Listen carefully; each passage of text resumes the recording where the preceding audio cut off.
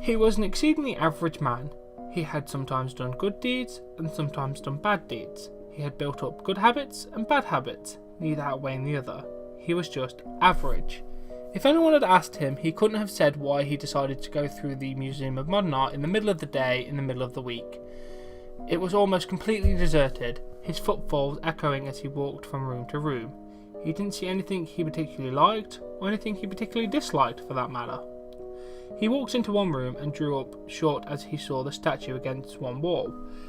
It was very big and very ugly. It was roughly humanoid, but it was a caricature of a person, almost like a cartoon vividly coloured, and yet it was made in such a way that it seemed to be something ancient, as if it was made thousands of years ago. His face had a ridiculously long proboscis, hanging straight down past its chin. It was about 20 feet tall, but its waist was only about 5 feet off the ground, making its torso 3 times as longer and much broader than its legs. It just looked wrong, for a lack of a better word. It didn't belong here. Not here in the museum, but here in this universe. He realised he had been staring at it for several minutes. He shook his head and turned away to look at other pieces of art in the room. He walked along, trying to pay some attention to them, but he realised he was still thinking about the statue. He had such a strong reaction against it, yet the fact that it gripped him as it did showed the artist did something right. He wondered whether this is what art aficionado meant by good art. Art that was so bad that it grabbed a hold of your psyche and wouldn't let go. He kept trying to look at the paintings and small sculptures in the room, but his mind kept drifting back to the statue. Finally, with a sigh, he turned back to look at it again. The statue was staring at him. No, it wasn't. But God, it had looked that way for a moment. The statue had its eyes looking at a particular place, and he had inadvertently wandered into its field of vision. He walked sideways, facing the statue but moving away from where he was just standing, and the statue's eyes did not follow him. They continued staring at the same place.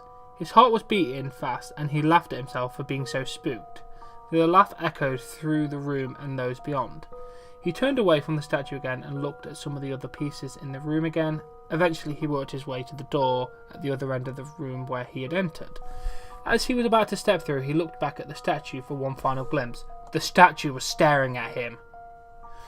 Its head was turned and it was staring at him, and its expression had changed. Before it had been blank, like a soldier standing at attention. Now it looked disgusted, offended, contemptuous. He walked back into the room, but the statue didn't move. Its gaze remained on the doorway where he had turned back to see it. He didn't want to, but he walked up to it. He was thinking he should touch it to see what it was made of, but he didn't want to. He wasn't sure why, but there was something about the statue that made him afraid to touch it. He had the sudden thought that it must be partly mechanical, able to move slightly as part of its artistic value. The thought came with a wave of immense relief. That would explain it. Perhaps the artist would move it remotely when someone was in the room in order to get a reaction. Perhaps he was on film right now. At some point, there would be a collection of reactions to the statue video, his included. He wondered whether the audience would have been able to see his disgust when he first saw the statue, whether the moments of terror he felt in the 2 times he had turned around and saw it looking at him had shown on his face. Well, he didn't want to be a part of some hidden camera event, even if it was artistic in a sense. "Hello?" he said. "I don't want to take part in this. You don't have my permission to show my image anywhere." He waited while the echoes of his voice died down. There was nothing. No sound at all. "Hello?" he said again. Nothing. He didn't want to take his eyes off the statue, but he wasn't going to stay in the room any longer. He walked over to the doorway he had first entered the room by and leaned out of it, holding onto the door frame, and called out for the 3rd time, "Hello?" When no answer was forthcoming, he decided to just walk through the room and exit at the far side. He turned around. The statue's face was 5 inches from his. He screamed and fell back, banging his head against the wall. He scrambled away, but the statue didn't move. Its eyes continued to stare at the place he had been moments before. Its mouth parted in an impossibly wide grin. Its teeth so big that they were actually bigger than the nose. Much bigger. There was no way those teeth could have fit inside the mouth when it was closed. They were sharp. The teeth of a predator. It had bent over at the waist, its obscenely long torso allowing it to place its face right next to him without its legs moving at all. It should have been completely off balance by this, but somehow it stayed frozen in place. He continued to crawl away from it until he reached a wall which he used to stand up. He inched his way along the wall towards the far exit. Despite his panic, he was still able to hold on to the idea that the statue was mechanical and it was being moved around for some purpose. Hello? Stop it! I want you to stop it! This isn't funny! I don't want anything to do with you or the statue or this museum. Do you hear me? Just stop! He continued moving along the wall, his eyes fixed on the statue, afraid to look away. It didn't move. He got to the doorway on the opposite side of the room, probably 15 metres away from it. The distance made him feel safer, but not much. Keeping his eyes on the statue at all moments, he slowly eased his way out of the room. He was not going to look away. His view of the statue would only be broken when the wall came between him and it. He was now standing completely in the next room over, but he could still see the statue, crazily bent over at the waist, its face a mechanical grin all the way across the room, looking at the spot where he had stood about 2 minutes before. He slowly took a sideways step, now the wall blocking him from seeing its head, thank goodness. But he could still see its torso and legs. Another step, only its waist and legs were still in view. One more, and he could no longer see it. He took a few deep breaths to calm himself, and then made the decision he was going to get out of this museum right now.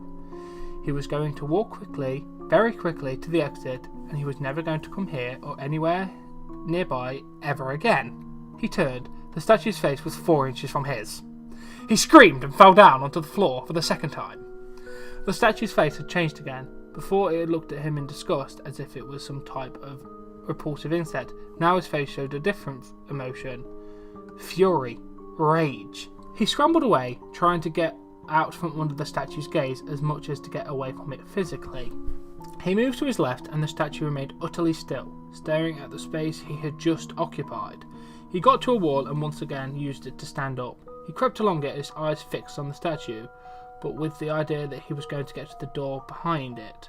He wasn't sure why, but he was not in a position to think through it rationally. It wasn't until he got to the doorway that he realised why he had gone there. From this doorway he could see the statue, still, motionless. But he could also see into the first room, where he had first seen the statue. From this vantage point, he could keep the statue in view and look at where it had been.